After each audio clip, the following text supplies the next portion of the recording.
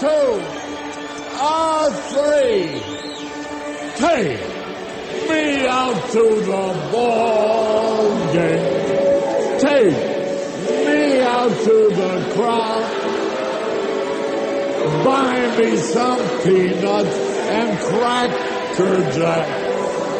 I don't care if I ever get back. Oh, it's root for the Cubbies. If they don't win, it's a shame. For it's 1, 2, 3 strikes, you're out at the old ball game. Hey! This is on the 23rd of September 2019. The Monday Morning Quarterback from WBRN Radio and on the Boston Red Network. This is Boston Red in the Jerry Pippin broadcast booth. We always honor Jerry Pippin on Mondays and the Monday Morning Quarterback. Jerry, of course, is with us many years as our broadcast partner and lead contributor of this program, Boston Red. We'll start out here with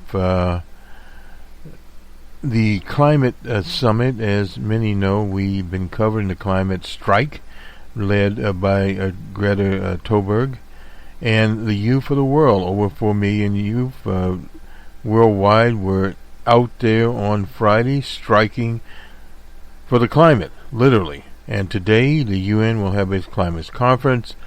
The UN head will be there. The nations will be there.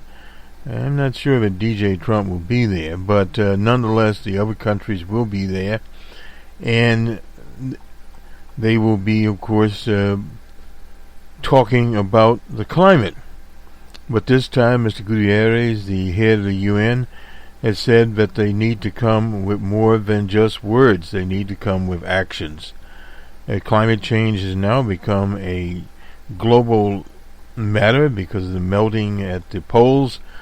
The frequency of storms, whether they be tornadoes, hurricanes, etc., monsoons, low beach areas are especially vulnerable. Island nations, we see more and more of that. Just the recent rains in Houston, Texas, outside of Houston.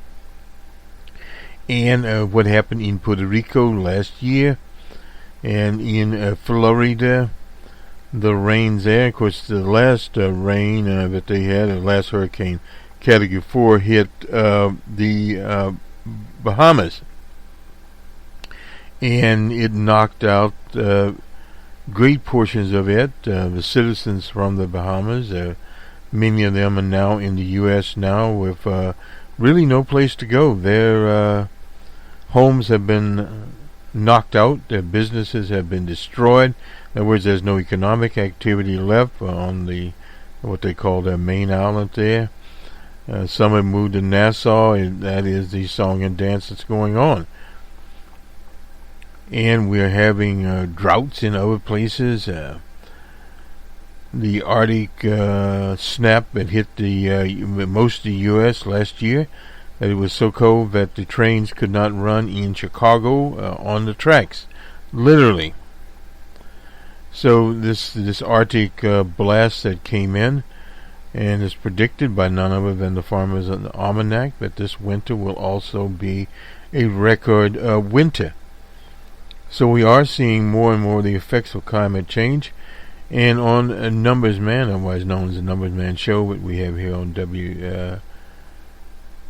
WBRN Radio and our Boston Red Network, we talked about that and the financial effects of it. More and more the financial effects of storms are being measured or modeled, I should say, in the economies of various nations, and what is lost on those events, including the damage and the human costs, the economic costs of replacement of the communities, of parts of the community, if they are in fact replaced, and the damage that is done. And that kind of modeling is coming out. In fact, some new information just came out from the UN talking about the global warming, the carbon footprint is getting worse, not better.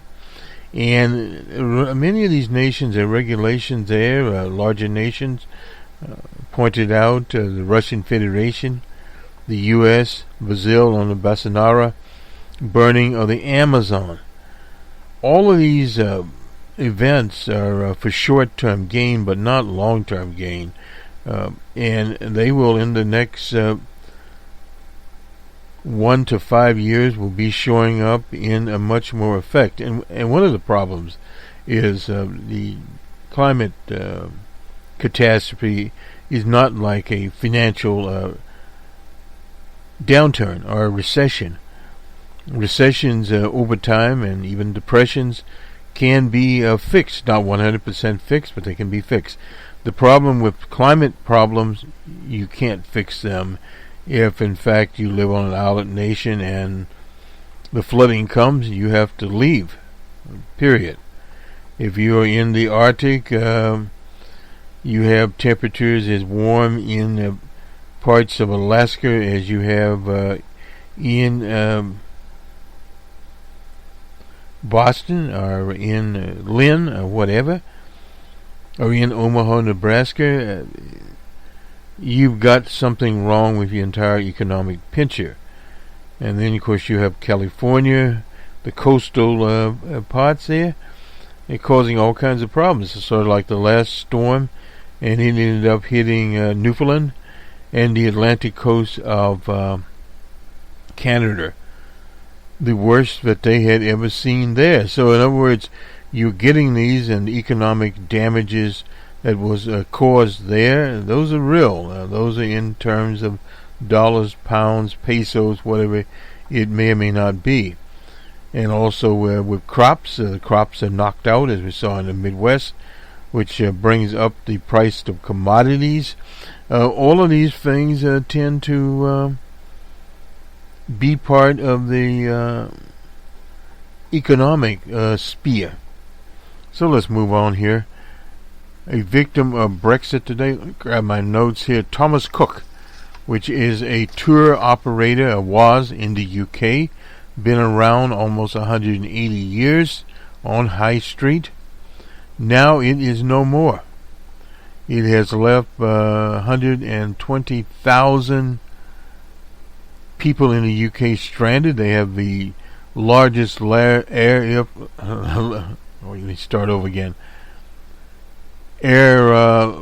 that they've ever had in the history. So they're grabbing all the planes that they can to get these citizens home. The UK government will pay for that. And there's also 350,000 people from the EU that are stranded, and they will have to be reunited.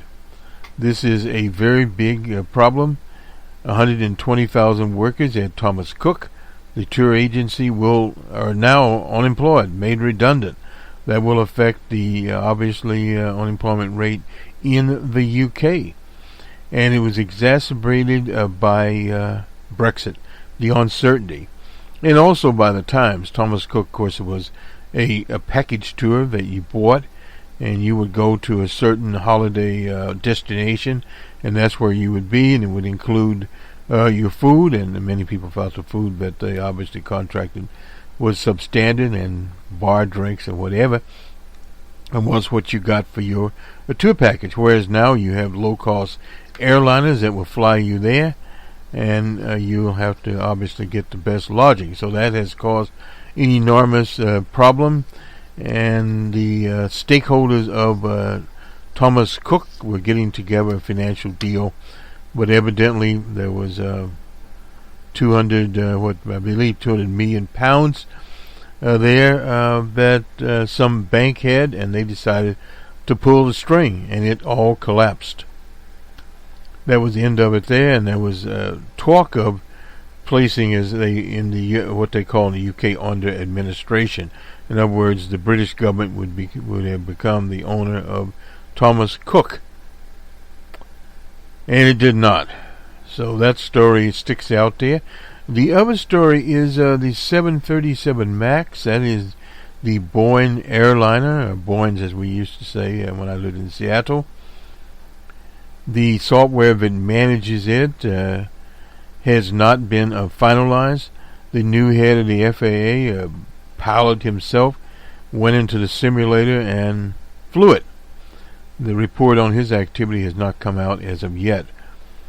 And from the interview with him, there's some 500 pages of documentation that goes with the software, and the software system is called MCAS.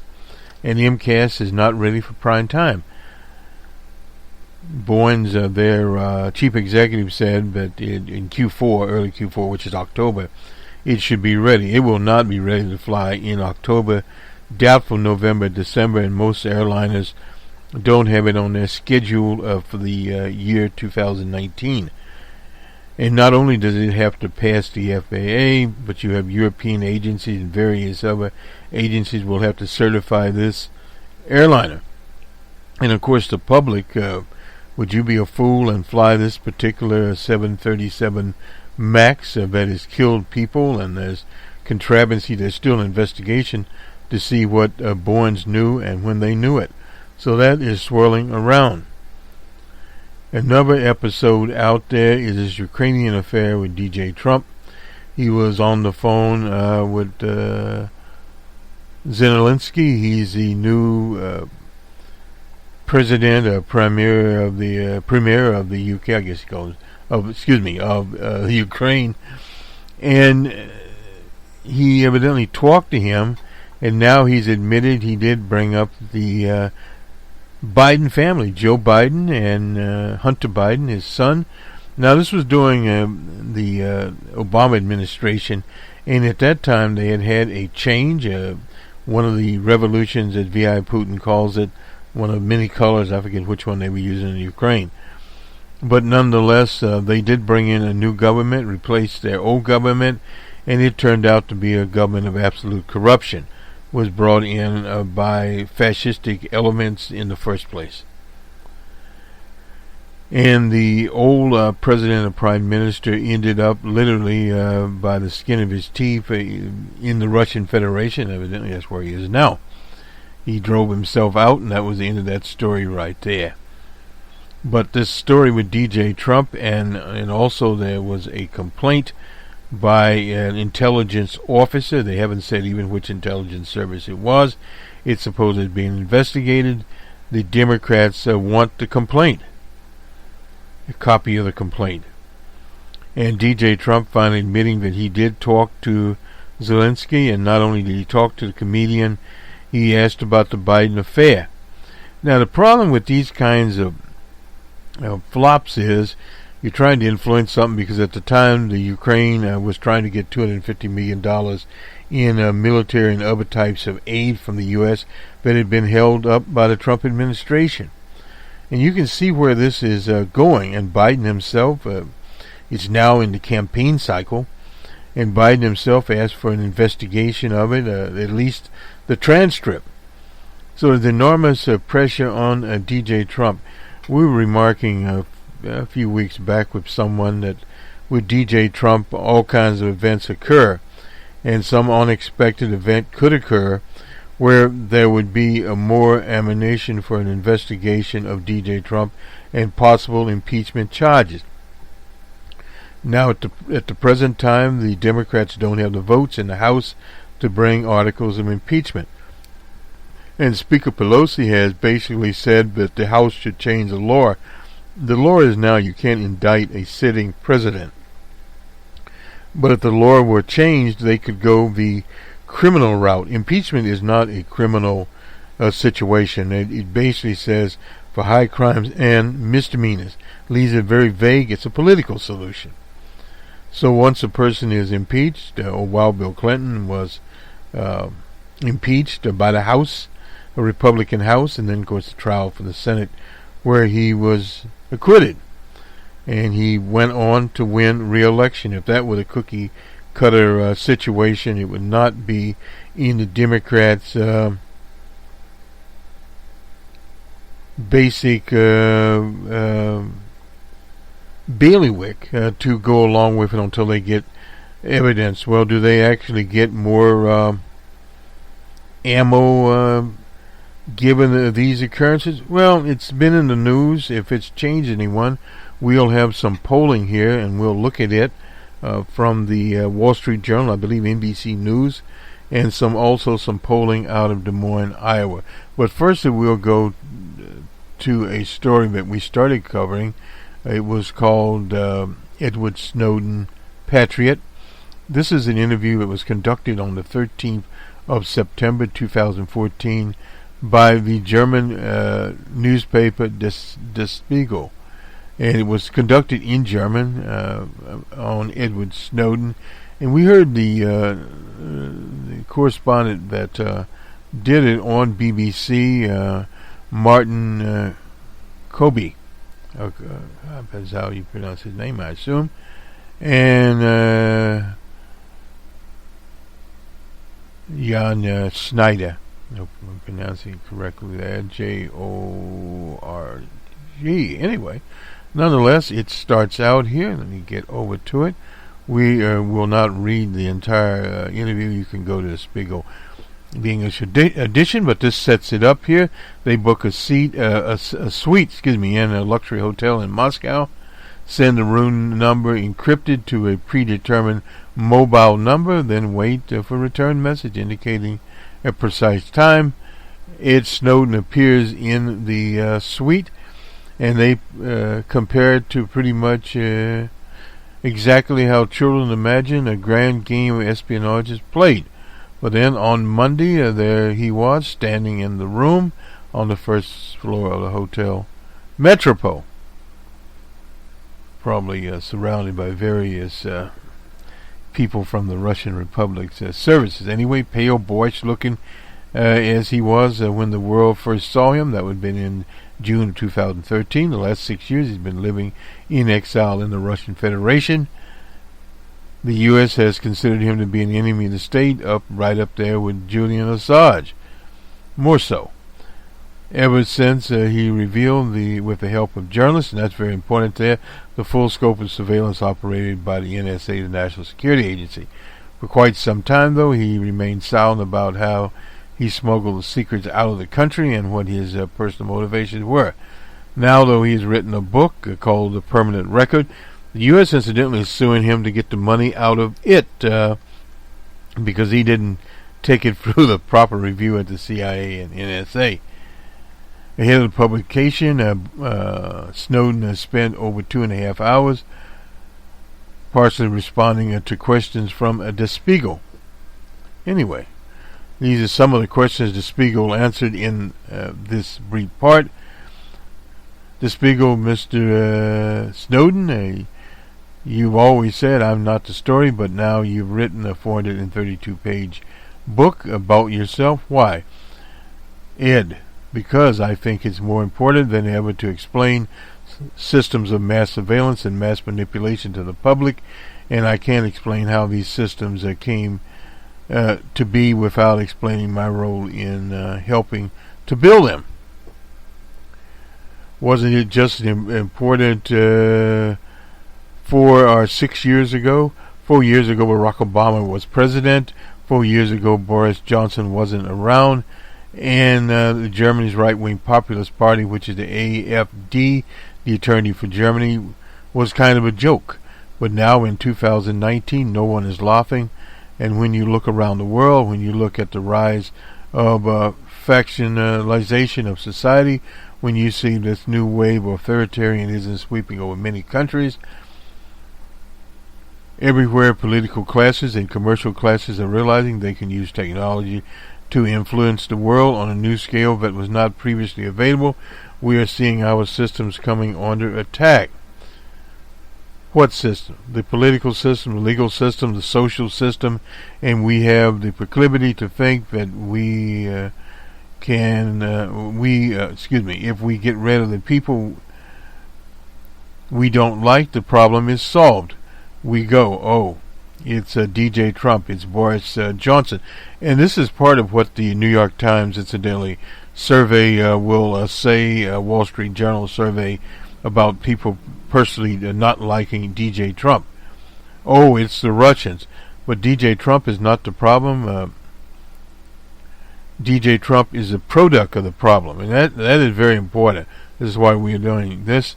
The Spiegel, a system of failure. Snowden, yes, and that's why I'm writing this book now. The Spiegel, you write that you wanted to tell the truth. What was the biggest lie people told about you?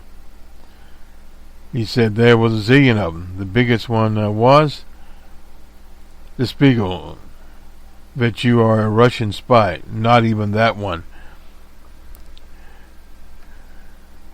But that was my plan to end up in Russia. Not even one. Even the NSA admits that Russia wasn't my intended destination, but people repeat it because of guilt by association. It's part of his typical warfare. It is going on at the moment. The facts don't matter. What you know is less important than what you feel. It's corrosive to democracy. Increasing, we can agree about things, but if you can't even acknowledge what is happening, you can't. How can you have a discussion about why it happened? The Spiegel. While writing, did you discover any truths about yourself that you didn't like?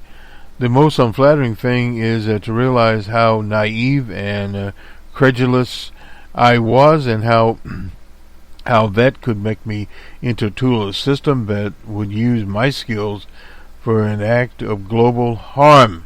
The class of which I was a part of, the global technology community, was for a long time apolitical. But we have this history of thinking we're going to make the world better. That's sort of like Google do no harm or do no evil, or whatever their slogan was. Was that your motivation when you entered the world of espionage? Entering the world of espionage sounds so grand. I just saw an enormous landscape of opportunity because the government in its post-9/11 spending blitz was desperate to hire anyone who had high-level technical skills and a clearance. I happened to have both. It was weird to be just a kid and brought into the CIA headquarters and put in charge of the entire Washington metro area. I didn't know that network. You have to remember, in the beginning, I didn't know mass surveillance was a thing because I worked for the CIA, which is a human intelligence organization. That's been a big debate within the CIA. Do we use technology or do we use humans? The CIA was still sticking with humans. Back to it. But when I was sent to the NSA headquarters, my very last position to directly work with a tool of mass surveillance, there was a guy who was supposed to be teaching me, and sometimes he would spin around his chair and show me nudes of whatever target's wife he was looking at, and he would like bonus. Was there a turning point for you? This is the Spiegel. Ed Snowden. No, it happened over years. I remember one specific moment in my last position.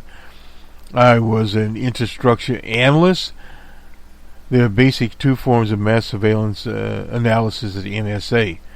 There is a personal analysis. All they do is read people's Facebook traffic, their chats, their messaging. Infrastructure analysts are frequently used for counter-hacking.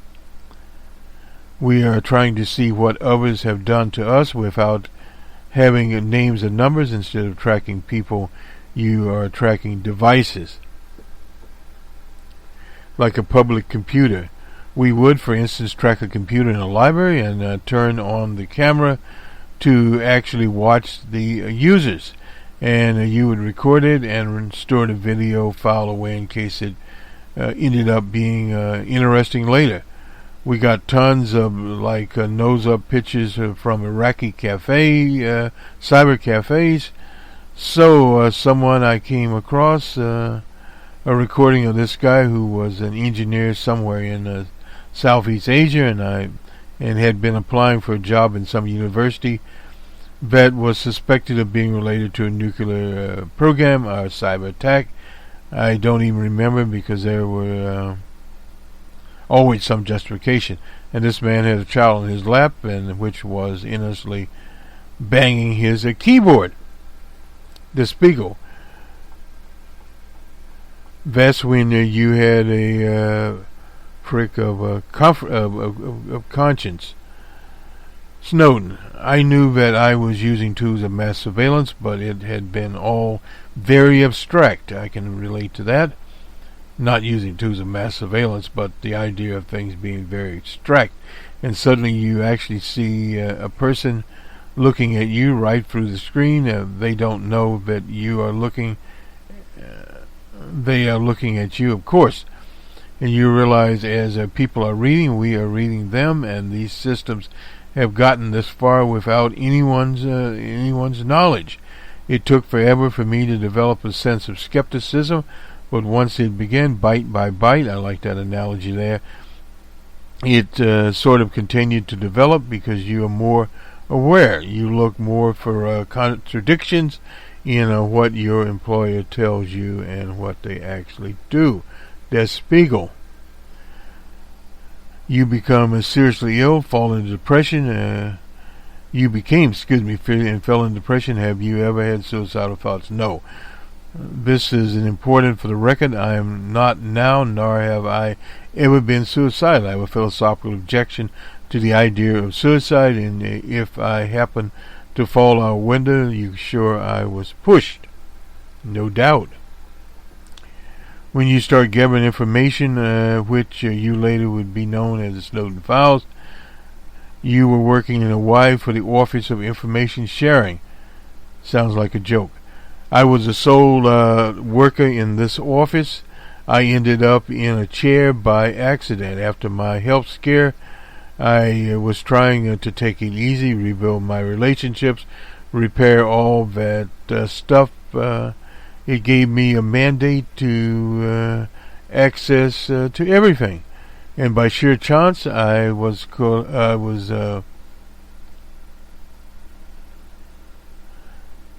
co-located between a major Windows engineering team. They knew I had experience as a system administrator and engineer, and they liked, you can help us on our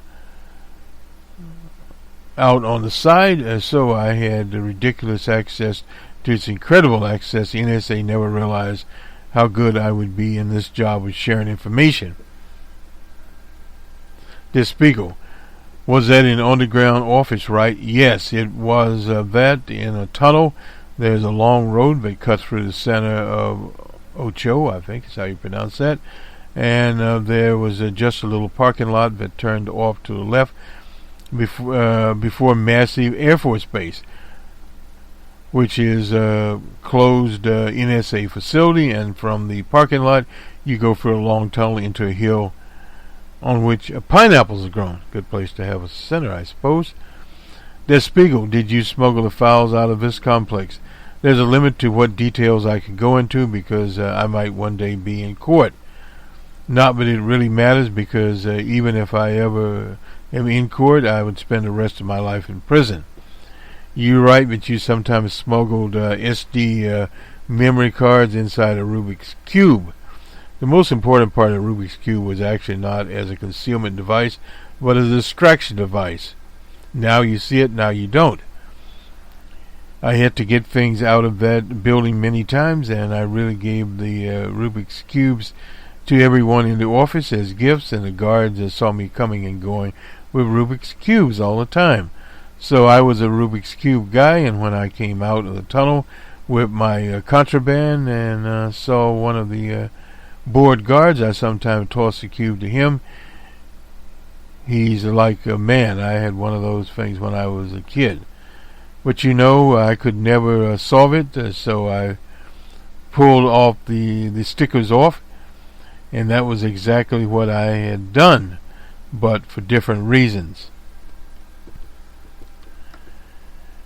Der Spiegel. You even put the SD cards in your mouth. When you're doing this for the first time, you are going down the hallway and trying not to shake. And then as you do it more times, you realize that it works. You realize that the metal detectors won't detect an SD card because it has less metal in it than the buckle in your jean. The Spiegel. You read the indictment against your former whistleblower to learn from their mistakes. What did you discover? Ed. It wasn't trying to discover where the points of maximum danger were. I was trying to, where arrests were made, where and when searches are executed. I thought it was going to be a traps where they could lock you in or at the exit of the tunnel. Then one night I actually was driving out of the parking lot. Excuse me. Then there was an NSA police vehicle behind me, so I am just like, oh my God, drive carefully, but they were just leaving for the end of their day and didn't bother him. Vegas. How did you cope with the prospect of being treated like a traitor? You have to have confidence that you are doing what you are doing for the right reason. It's not enough to believe in something. If you actually want things to change, you have to be able to take risks. It's all about risks. What did you do on your last day in Hawaii before you fled to Hong Kong to meet with a journalist? It was basically all business, sadness, and trying to come to terms with how not to make mistakes. Writing a note to Lindsay, that was his girlfriend, just to say that I was going away for work and I couldn't tell her what I was doing. The Spiegel. Why couldn't you? If I had told Lindsay or to my family, they didn't immediately call the FBI. The government could say they were members of a conspiracy according to the law. No doubt. You never told Lindsay about your thoughts so that she could understand a bit more about what was going on with you. Ed, I think she could see changes in my mood, but I had to be careful. If you love someone, you can't tell them things that could put them in prison. No doubt. The Spiegel, are you expecting to return to your homeland or your home country at someday? That'd be interesting to read the German transcript there. Anyway, Ed, it seems more and more likely that someday we'll be able to go back. I don't see the same allegations against me in 2019 that you did in 2013. All the claims about tremendous harm to national security have fallen away. At the same time, the public benefits of what happened in 2013 have become more and more clear. Der Spiegel. You describe your arrival in Moscow as a walk in the park. You said you refused to cooperate with the Russian intelligence agency FSB, and they let you go. That sounds implausible. I think what explains the fact that this is Ed Snowden, that the Russian government didn't hang me upside down on my ankles and beat me with a stalk prod until secrets came out of me, is because everyone in the world was paying attention to it, and they didn't know what to do. They just didn't know how to handle it. I think their answer was, let's wait and see. Do you have Russian friends? I try to keep my distance between myself and Russian society, and this is completely intentional. I live my life with basically the English-speaking community. I am the president of the Freedom of Press Foundation, and you know I'm an indoor cat.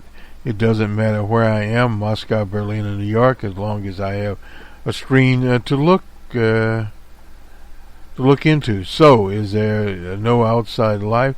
Of course there is. I meet with friends in town, and I go out to eat for dinner. I walk in the park with Lindsay. I ride the metro. I ride in cabs. I regularly condemn the Russian government's human rights record and their refusal of free and fair elections. But I am not taking selfies in front of the Kremlin, because the U.S. government would use that to attack me and discredit all of my work. Der Spiegel. The whistleblower for WikiLeaks, that's Chelsea Manning, suffered through a long imprisoned sentence, is back in prison right now. The founder, Julian Assange, was in prison, is waiting to be extradited to U.S. I hope not, but look, if I had wanted to live, a safe life, I would still be sitting in Hawaii in paradise with the woman I love, collecting huge paychecks to do almost no work. But what makes a life? It's not just who we think we are, it's the choices we make. If I can return home to my country, I will at least know that I made it better, and no matter what happens, that I can live with. Western authorities accuse the Russian government on a regular basis of being one of the biggest disruptors in the digital world. Are they right? Russia is responsible for a lot of negative activity in the world.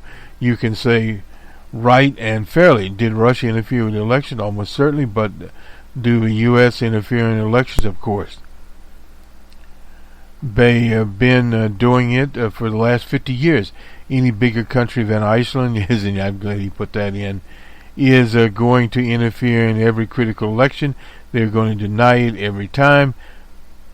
But because this is what intelligence services do, this is explicitly why covert operations and influence divisions are created. Their purpose as instruments of national power is to ask, how can we influence the world in a direction that will improve our standing relative to all other countries?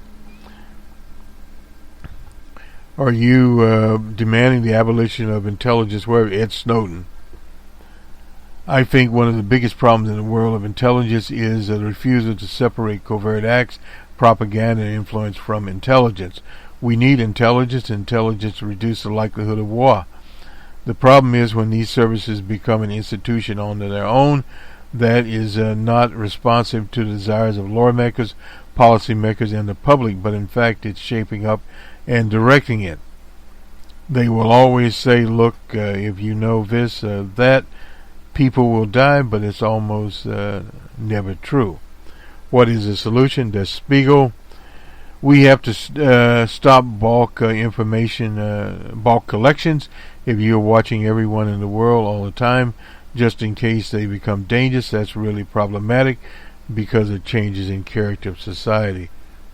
Is the internet broken? Oh no, it works all too well, but for the wrong people.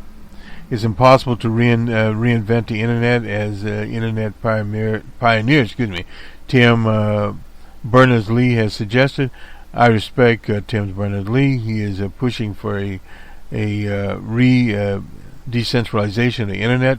The idea is that we can make the internet that is more individually owned without having it to be incredibly different to maintain and administrate. How might this work? And this is very interesting here. What we do today, we have Facebook, Google, big data centers all over the world. These guys are remotely administrating the computers. You send your requests out to Google. When you are looking for the right way, you ask Google Maps. Google processes the information and sends the information back to you. Alexa and the rest of them, but voice recognition, it's the same with voice recognition. But today phones are enormously more capable than they used to be. Requests are increasingly solved without relying on the cloud.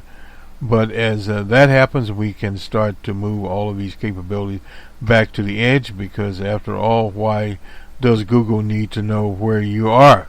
No doubt. Der Spiegel, do you see people to be content with using Facebook, Google Maps, etc.? Look at the phone on this table. You can tell me what it is doing while the screen is off?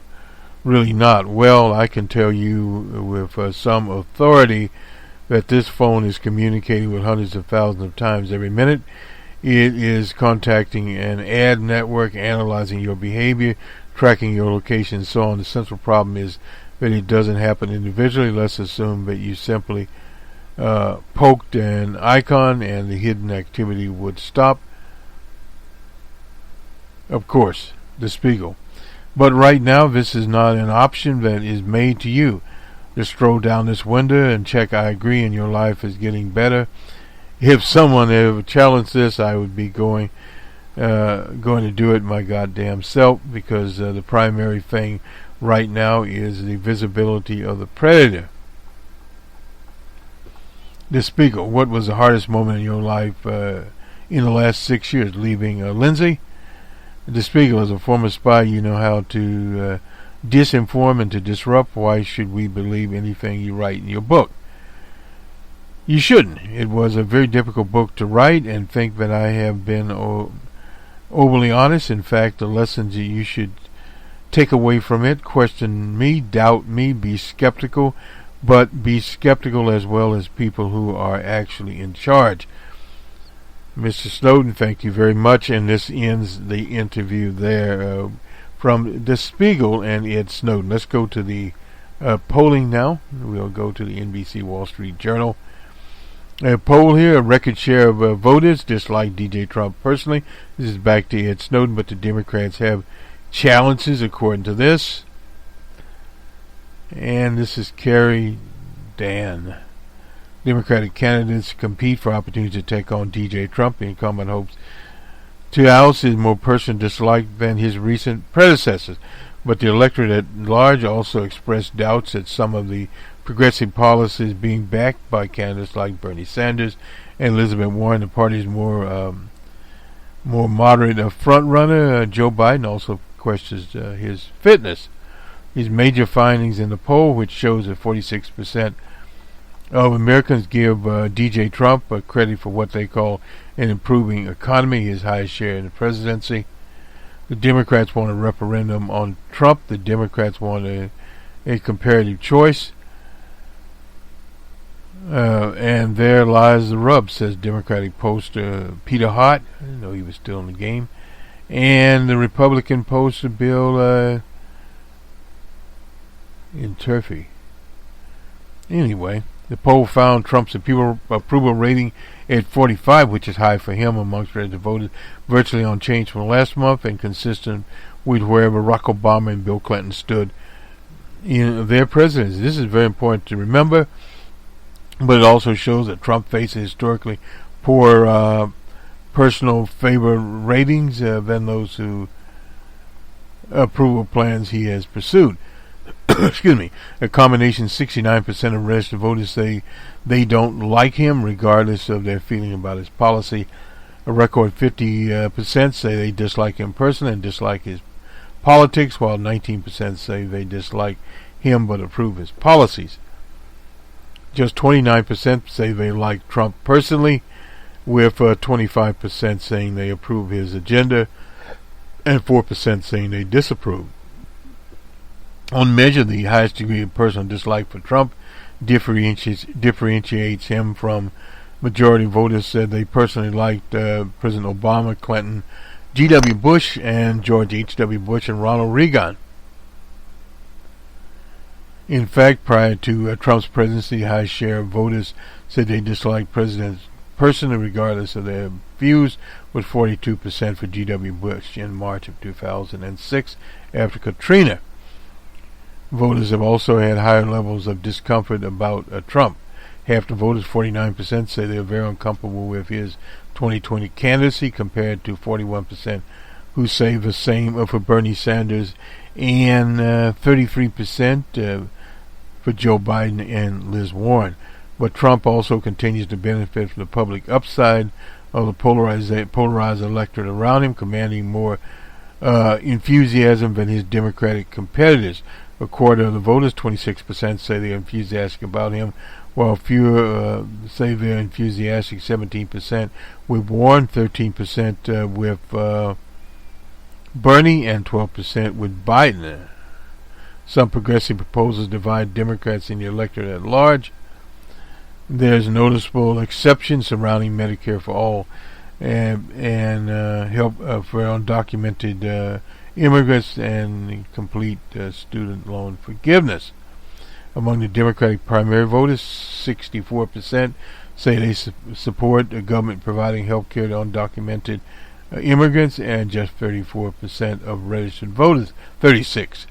A similar share, 63%, support single-payer Medicare for all. This is Democratic voters, and also backed by Warren and Sanders, that replace existing private coverage. Amongst voters overall, 41% support the idea. That's not bad within itself.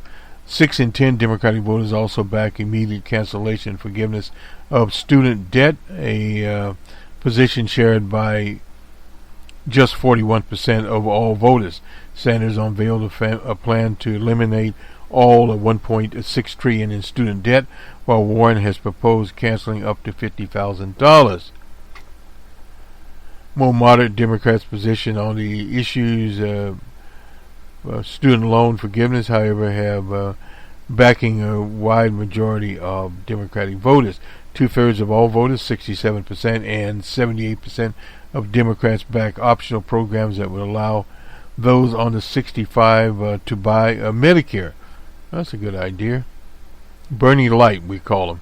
A similar share of all voters, 64%, support a plan to forgive student debt for those who have paid 12.5% of their income for 15 years. That is just 43% of all voters support the construction of a wall.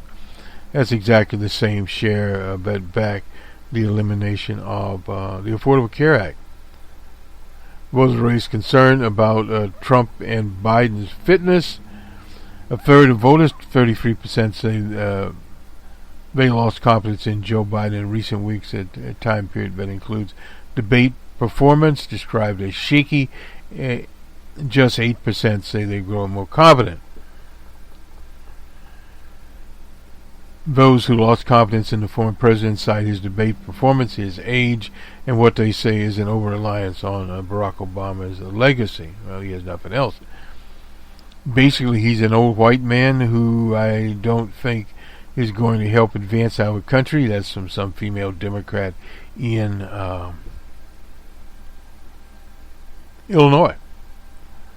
Let me jump over here to the Des Moines Operation Des Moines Register here, and CNN and Mediacom Iowa poll. This is a study, anyway, it's by Salsa and Company, of 602 likely Democrat caucus going margin of error is 4%, fairly high. This is September 14th through 18th. And 3,510 active registered voters, and it's weighted by sex, age, and congressional districts, and it's compared to 433 like in-person Democrat caucus attendees. Higher percentage here, 4.7, and that was on June 2nd. Well, we won't worry about that. Nonetheless, this is released on September 21st,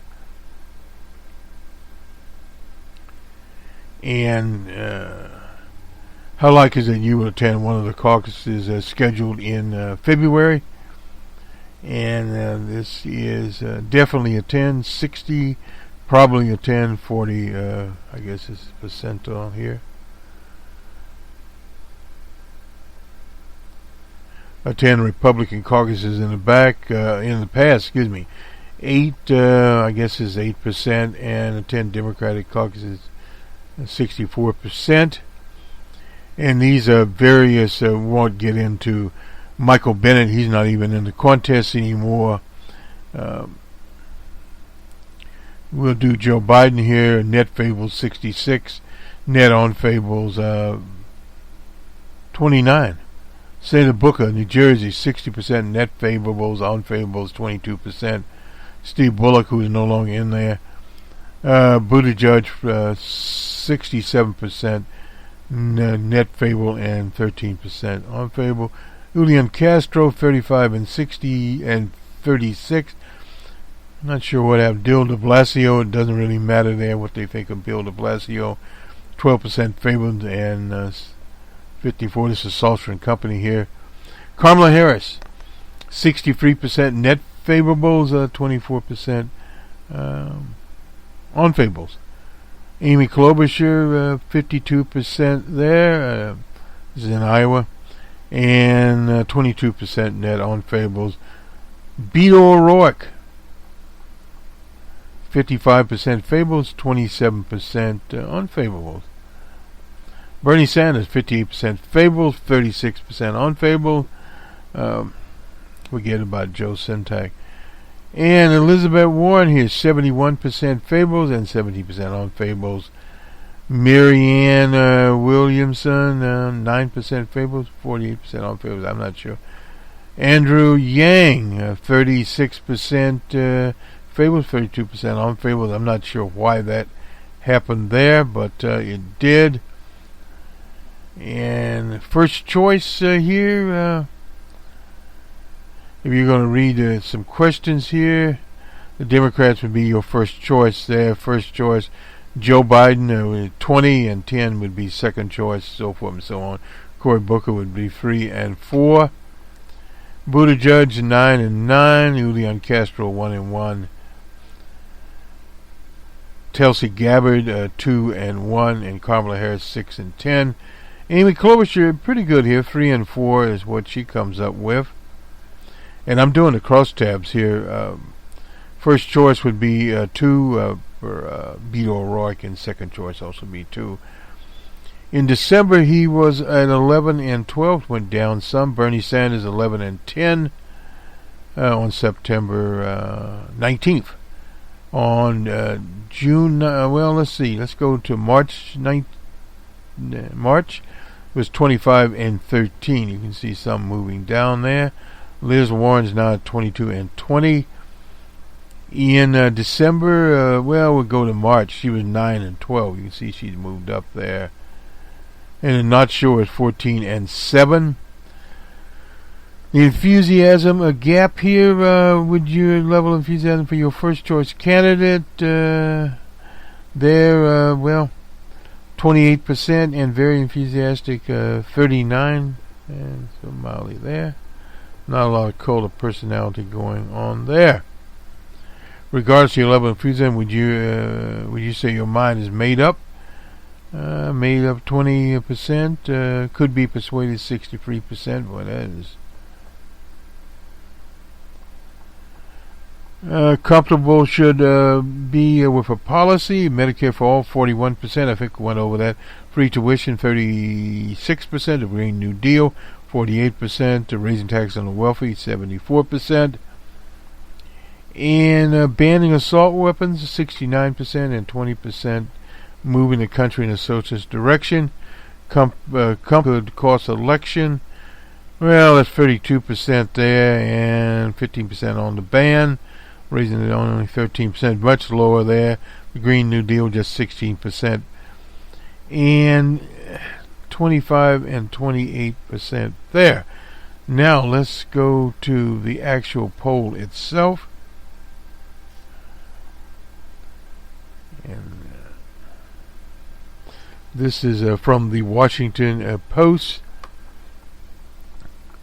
First time, this was on the 21st, Des Moines Register, with CNN and Mediacom. Not sure who the two-term senator is at 22. Incidentally, this is a statistical tie with Joe Biden,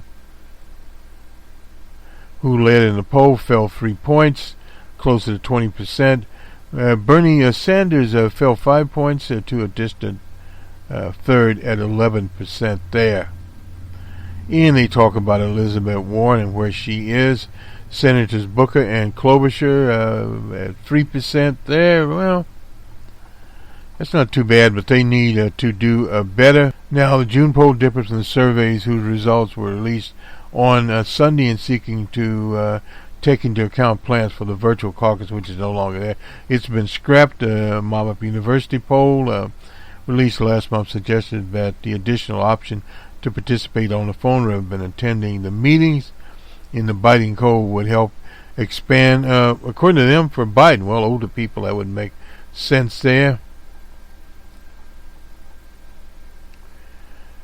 Jody Stanfield, a volunteer for Warren, said she previously supported Bernie Sanders, has switched to Warren. I think you'll hear quite a bit of that going around, no doubt. Now let's get up here. We went through this one before. We need to get the actual poll up here from Real Clear as we roll along here on this Monday morning. Now, this is the actual poll from Des Moines Register, which is Salter and Company. They have Liz Warren at 22, Biden at 20, and that's statistical tie. Bernie Sanders at 11, Buttigieg at 9, Harris at 6, Klobuchar at 3, and Tulsi Gabbard at 2, Senator Booker at 3, and let's see here, Beto O'Rourke's at 2 in this poll. That is the latest Salsa poll, Warren by 2, statistically tied there. And the approval rating, this is from the NBC Wall Street Journal, has DJ Trump at 45 and his disapproval at 53. On Friday, there was a Fox poll, identical there, 45 approval, 54 disapproval. Rasmussen, the highest one, 52 there. They are favorite house there. And on Thursday, the Fox News had Biden at 29, Warren at 16, and Bernie at 18. Biden was up by 11. And the others didn't vary. So anyway, the Monmouth poll, this is in Jersey. You'd expect that. Biden by 6, Warren by 20, Booker by 18. Booker by just 9. Sanders by 18. That's a statistical tie there out of New Jersey. And these Democratic has Biden by 14. That's in New Jersey. Bernie Sanders by 8. Liz Warren by a little less, 6, and Harris at 2. Kind of summarize up the polls a little bit here. Biden was up 5 in the YouGov Economist poll. That was on Wednesday this week, the 18th. So we have moved away there, and Warren was at 26, Warren was at 21, Bernie at 14. You can see where these polls are going. So let us move on to here. We need to go with the polls, I guess. On to the baseball scores here while we can still get there. And we'll get the scores from Sunday night. Realized I'd gotten a little behind. I had forgotten where we were and was thinking it was Saturday night. That can happen to you sometimes, particularly when you work long nights and long days. Oh, wait a minute here. I may have upped the wrong set too. Just a minute here. Incidentally, the GM workers are still on strike. Elizabeth Warren is planning to visit them, I believe, today, and Bernie Sanders will be there on Wednesday to will join the workers on the picket line. That was on Sunday, and Bernie Sanders will do the same on Wednesday. Okay. Now we'll go find our baseball scores here somewhere. I'm not sure why. We've had some problems with our baseball scores a couple of times here, and evidently. Now, this is the current standing, so we'll do what we have, and it's not really a lot of news here. The Yankees, of course, has clinched. Next in line is Tampa Bay Rays. That's in the American League East. In the Central, the Twins are up on Cleveland by 4 games. And Houston is in the playoffs at least, and Oakland is 8 games behind. That's in the American League East. In the National League East, Atlanta is on top, and 9.5 back is Washington. They will at least get a playoff bid. In the National League Central, the Cardinals are on top. The Brewers are 3 games back. Cubs were 4 games back. Anyway, nonetheless, it's probably that's right. I thought the Cubbies were further back than that. But they were 5 games back. 4 games back. Oh well. And LA has, of course, clinched that division, and next is the D-backs.